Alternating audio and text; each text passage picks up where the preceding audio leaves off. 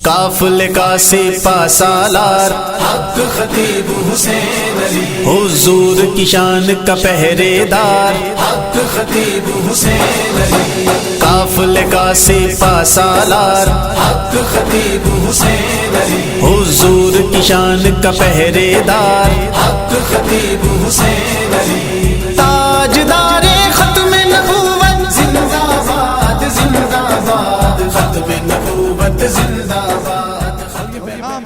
آپ کی سماعتوں کی نظر بڑا پیارا پیغام ہے۔ وہ کہتے ہیں نا فانوس بن کے جس کی حفاظت ہوا کرے، کوئی شمع بجھ نہیں سکتی جسے روشن میرا خدا کرے۔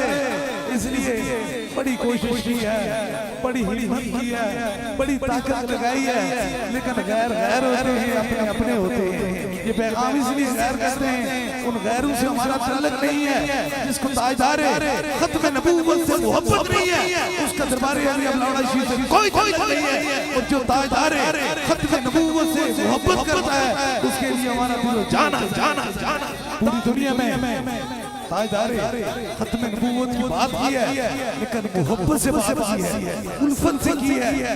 اس لیے کہ حضور ذات عظیم تھا، اور حضور کی سنت پہ جو چلتا ہے وہ محبت سے چلتا ہے۔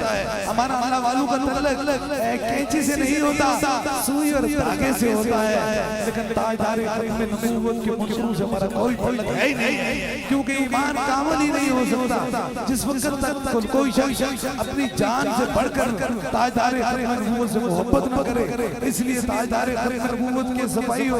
یہ میرا بیان آپ کی سماعتوں کی نظر ہے، بڑے زمانے نے بڑا زور کیا ہے۔ وہ کہتے ہیں نا بادل سے دبنے والے، اے آسان نہیں ہم سو بار کر چکا ہے، تو انشاءاللہ تعالی جو ہی حالات ٹھیک ہوں گے تو پھر تاجدار ختم نبوت کی محفلیں پوری دنیا میں سجا کریں گی انشاءاللہ تعالی، کیونکہ میرا رب فرماتا ہے اے مصطفیٰ جان رحمت، ہم نے آپ کے ذکر کو آپ کے لیے بلند کر دیا ہے، حضور کے لیے ہی بلند کر دیا ہے۔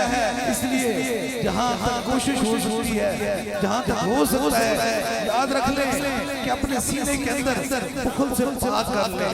جس سینے کے اندر بخل آ جاتا ہے وہاں شیطان آ جاتا ہے، اور جس دل کے اندر عشق آ جاتا ہے وہ میرا خدا